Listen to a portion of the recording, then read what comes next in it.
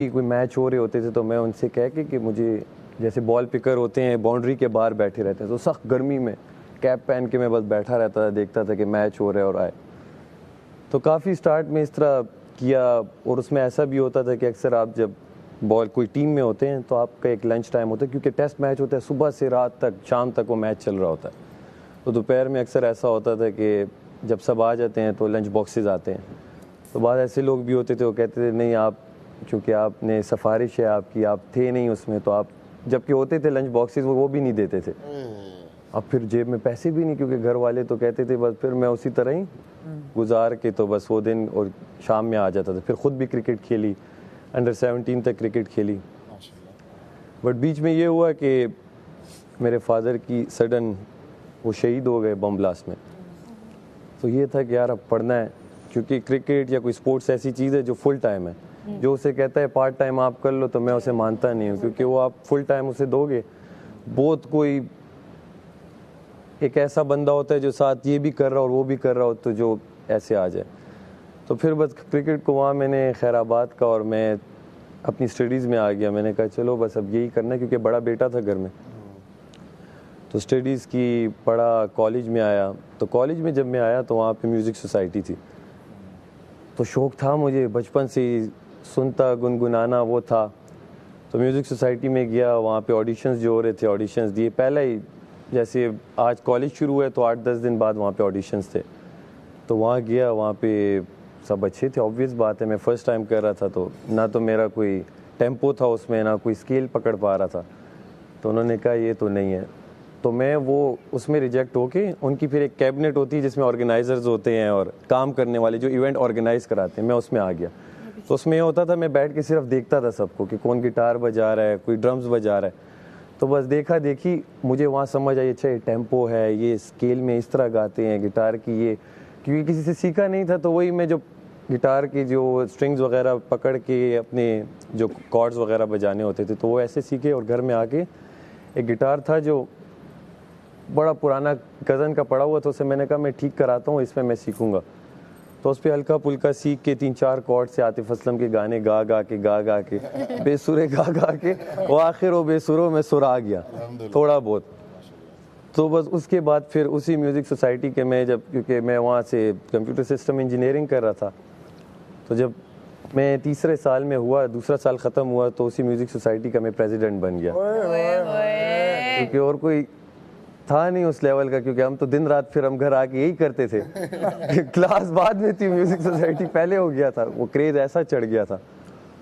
وہاں انجینئرنگ بھی پوری ہو گئی, میوزک ساتھ ساتھ اب کانسرٹس ملنا شروع ہو گئے. کیونکہ کالج میں جب آپ پرفارم کرتے ہیں تو جو لڑکے دیکھ رہے ہوتے ہیں ان کا سرکل ہوتا ہے, اور پھر بلاتے ہیں کہ ایک بینڈ ہے اس کالج کا. تو ایسے کرتے کرتے ہم نے کافی پرفارمنسز کی, اور کافی ایسی بھی کی کہ مثلا کسی نے بلایا کہ یار فار ایگزامپل فرحان سعید آ رہا ہے یا یہ بینڈ آ رہا ہے, آپ اس کا شو اوپن کریں گے, آپ آئیں گے. اب میں وہاں جاؤں, ان کی جیمنگ چل رہی ہے, تو کہتے ہیں بس لیٹ ہو گیا آپ لوگ جائیں. ہمارا پوسٹر لگ کے بس پھر ہمیں کہتے تھے آپ جائیں. اب ہمارے بھلے 10-15 دوست کوئی آیا, اب ہم مجھ سے جان چھپائیں کہ وہ تو بیٹھے ہوئے ہیں, اب ہم کس کے لیے پرفارم کر رہے ہیں. تو موسٹلی میں یہ ہوتا تھا, گھر والے کہتے تھے کہ یار ہمیں لے جاؤ اسٹارٹ میں نا, کہ ہم بھی دیکھنا چاہتے ہیں. تو میں انہیں لے جاتا ہی نہیں تھا. میں نے کہا یار پتہ نہیں, وہ اسٹارٹ میں ہی مجھے کہے تم نہ ہو, اور میں نے سامنے بٹھایا ہو, تو یہ تو اپنے پیر پہ کلاڑی مارنے والی بات ہے. تو ایسے کرتے کرتے میوزک بس چلتا رہا. پھر خود ہی اپنے کانسرٹس بھی کیے, اچھا الحمدللہ ہوتا رہا.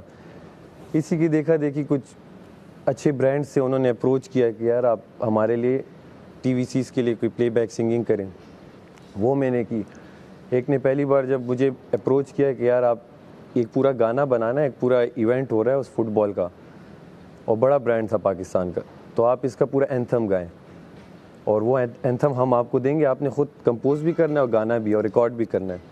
تو میں نے اسے جو بجٹ دیا تو اس نے اس کا مجھے, خیر بیچ کی باتیں,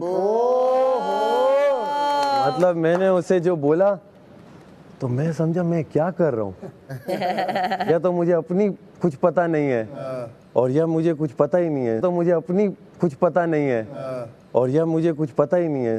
تو اس نے پھر دوبارہ وہ ہوا دوسرے سال, تو انہوں نے پھر مجھے اپروچ کیا اور اس کا بھی ڈبل دیا. ماشاء اللہ. تو میں گیم پھر آہستہ آہستہ سمجھ گیا کہ یار یہاں پہ کچھ لیٹ میں سمجھتا میں لیٹ سمجھا لیکن میں سمجھا. ساتھ ساتھ اپنا جاب اور وہ الگ الگ جابس کی اس سے پہلے بھی مطلب ایز اے رائڈر کہیں وہ فونز آتے تھے اور کیبلس بھی نہیں آتے کہ یہ فونز لو ٹیبلٹ لو. اور میڈی کو میں نے بتایا ایک دن وہ لے گیا سخت گرمی رمضان میں اور علاقہ غیر مطلب جہاں پہ ہاں وہاں اس وقت نہ وہ ہوتے تھے میپس گوگل فون اچھا تھا نہیں کیا گوگل میپس ہوتا. وہاں جا کے باہر جب دیکھا میں نے کہا ہاتھ میں لے کے سب کھڑے ہوئے اندر فون چلے گیا اب میں باہر انتظار کر رہا ہوں کہ فون واپس آئے گا کہ نہیں آئے گا. فون 1 گھنٹے بعد آیا کہتا ہے ہمیں چاہیے نہیں. اب فون ڈبہ کھلا پیک کھلا. وہاں 3-4 دن میں نے کیا میں نے کہا یار یہ تو مجھ سے نہیں ہوتا. خیر ایک جاننے والا مجھے ملا اس نے کہا بھائی آپ کو پتہ ہے گھوڑے کو قیامت والے دن پتہ چلے گا کہ اس میں کتنی طاقت تھی اور وہ کسی کا ٹانگا بنا ہوا ہے کسی کا گھڑ سوار کا گھوڑا بنا ہوا ہے. وہ کہتے ہیں آپ اس ریس کے گھوڑے ہو آپ یہ کیا کر رہے ہو. میں نے کہا بات صحیح ہے میں کر کے آ رہا ہوں لیکن ایٹ دا اینڈ وہی گھر میں بڑا تھا تو جاب تو کرنی تھی کیونکہ میوزک کیا دیتا ہے ایک پروجیکٹ کر لیا تو اگلا کب ملے گا کسی کو پتہ نہیں. تو ساتھ ساتھ میں نے جاب بھی کی جیسے سافٹ ویئر کی اپنی کسی فرم میں ساتھ ساتھ وہ ابھی تک چل رہا ہے جہاں بھی ہوتا ہے ویب سائٹ بنانا یہ چیزیں وہ چل رہی ہیں. تو خیر جہاں میوزک کی بات آئی بیچ میں ایسے بھی پروجیکٹ ہوئے بڑے نام ہیں پاکستان کے میں نے ان کے لیے اتنا بڑا TVC کیا. انہوں نے کہا آپ یہ بس کر کے بھیجیں اور آپ کو پیمنٹ اتنے دن میں ہو جائے گی. اس کے بعد میں نے کوئی 40 میسیجز بھی کیے ہوں گے کوئی رپلائی نہیں. اور اس میں ایسے ایکٹر جو آج کل نامور ہیں وہ پشتوں کا تھا ایکٹر وہاں کے تھے ایسی چیزیں بھی. بٹ الحمدللہ تماشا میں پھر جب ہوا میں نے ایک ایسی ویڈیو بنائی اور سٹوری پہ دے دی اپنے کہ یار اس بار پشاور سے بھی کوئی ہونا چاہیے. اور میں آڈیشن کا کچھ اس وقت تھا بھی نہیں صرف ایک آیا تھا تماشا آ رہا ہے. وہ کسی ایک فین نے کہیں اپنے اس پہ لگا کے اور بادشاہ سلامت تو ان سب کو ٹیگ کی ہوئی تھی. وہ کسی ایک فین کو بادشاہ سلامت کا رپلائی آیا کہ اسے کہو کہ پوری اپنی ویڈیو بنائے اپنی ایج اور یہ کر کے بھیجے.